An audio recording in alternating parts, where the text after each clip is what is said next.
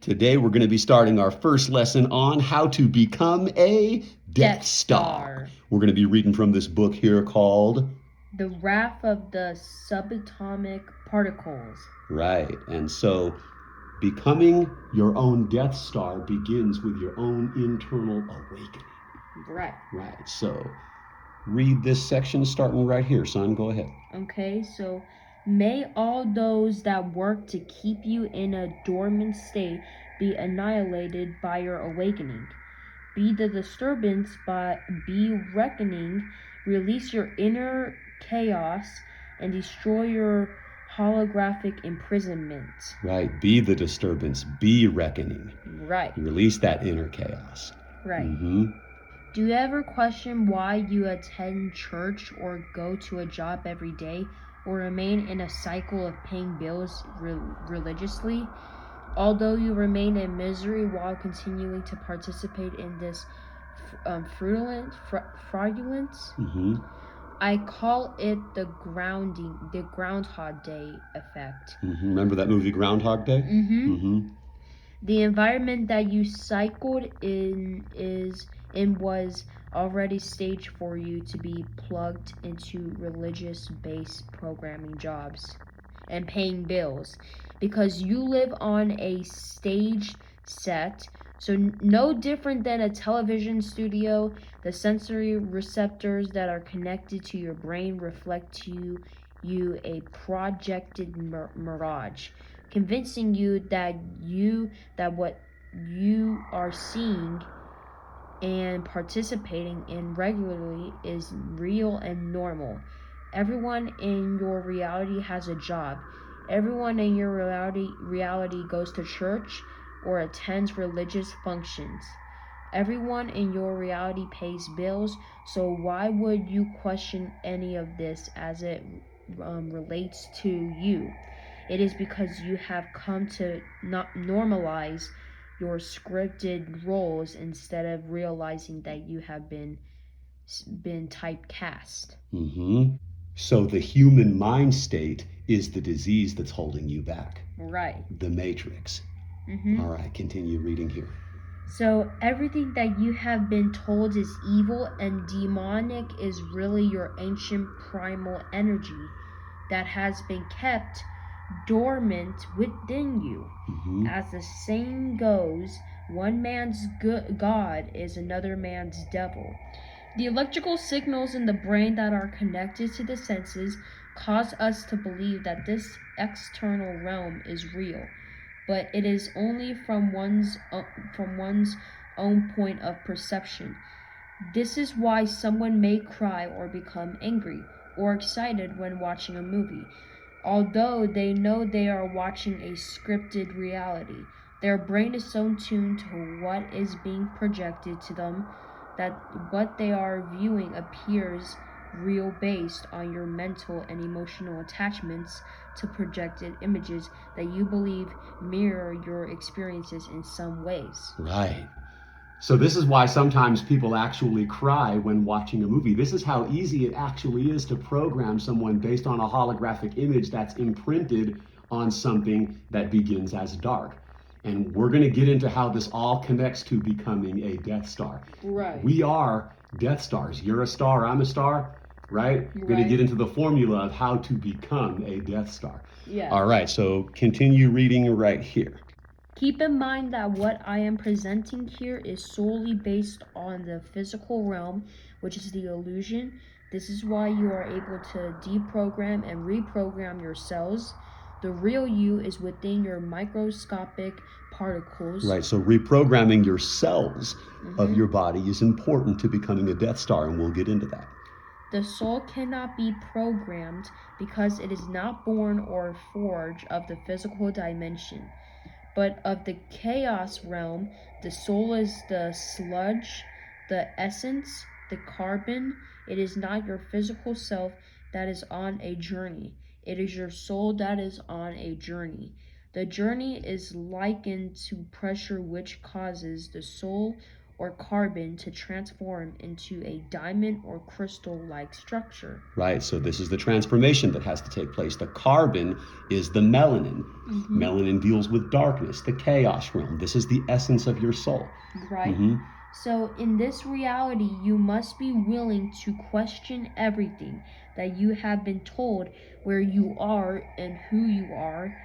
Every implant, every idea, every label, every belief, and every program. When you question the labels and titles that were implanted in you, you begin to discover who you are not, therefore uncovering who you are. Right. You must be willing to question everything you have been told about who you are, because this stage realm is a grand deception. Right, so we have to start questioning everything we've been programmed to think and believe and identify with. Right. Okay, continue reading at this section right here. When you begin to question yourself, which is to challenge your ego, you will come to realize that not only have you not been thinking your own thoughts, but you do not even know what your true authentic thoughts really are. Why is this? It is because you have not been taught to think based on knowing who you are, but instead programmed to think based on maintaining your simulation individually and collectively as an agent of this parasitic system. All right, so we're in the awakening process. Right? This is the first step. Go ahead and continue reading right here. For it was at this moment that you said to reawaken. In a time before time, you made an agreement with yourselves that you would activate in this current cycle.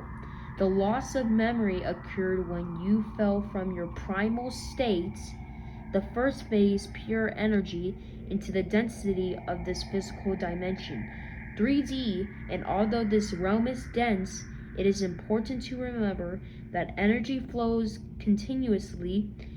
Energy can never be destroyed, and because of this, we are able to tap into the ethers of our microscopic energy to reawaken and rise once again as we agree to do so.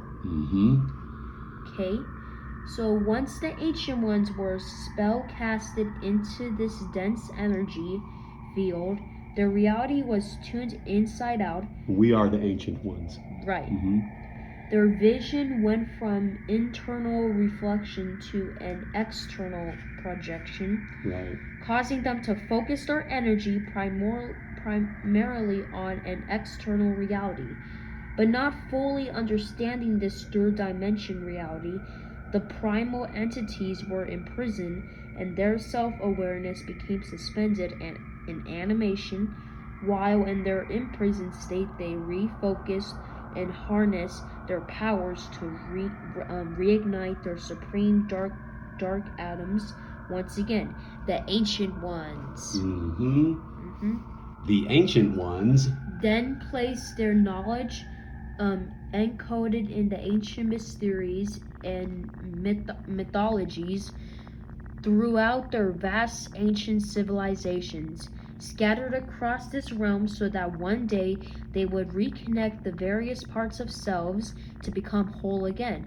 However, it was in the most ancient of places, in the most holy of places, that they hid their knowledge within themselves, buried deep within their microscopic particles in the underworld, to rise once again. So that's what we did a long time ago. Right. We hid this information within ourselves to rise once again. Right. All right, so speaking of resurrecting this dormant, ancient internal energy that we put there within ourselves a long time ago, let's see how it's going to affect the earthly environment. Right. Go ahead and read, starting right here, son. Your dormant ancient energy has been activated and awakened. Therefore, what is occurring externally within nature must reflect your internal nature. As your inner core energy rises, the core temperature within Earth must also align and rise, because you are Earth, which is why there is a symbiotic connection with your inner nature and external nature. As your internal nature energy continues to expand and becomes unrestricted, Nature externally will reflect the same. This is what the movie X-Men Dark Phoenix 2019 is revealing to you. That which is reflecting in your reality has always been about your energy and self-awareness. Nothing exists outside of you because you are your omniverse. The only thing that exists is you as your own supreme being. Know that this is your energy that is continuously being experimented on, manipulated, and utilized in order to maintain this simulated reality. Mind your wants because there's someone that wants your mind. And that's George Clinton. Right. That's a quote from George Clinton. Mind your wants because there's someone that wants your mind. Right. So that urge is the soul wanting to be free from your daily mundane routines. Although your brain's sensory receptors are content with the patterns and routines of your matrix reality, the soul has no desire to continue being an obedient servant to the daily routines and systems that you were inserted in and created. Right. So the ego might think these things are normal to go along with, but the soul is like, hell no. Yep. Right. So it's like you're in a sunken place that isn't really who you are or what you are. You don't remember who you are and what you are on the external, egotistical, human, mundane level. But your soul doesn't want anything to do with these routines that you've been programmed to perceive as normal. So, like, what is this sunken level?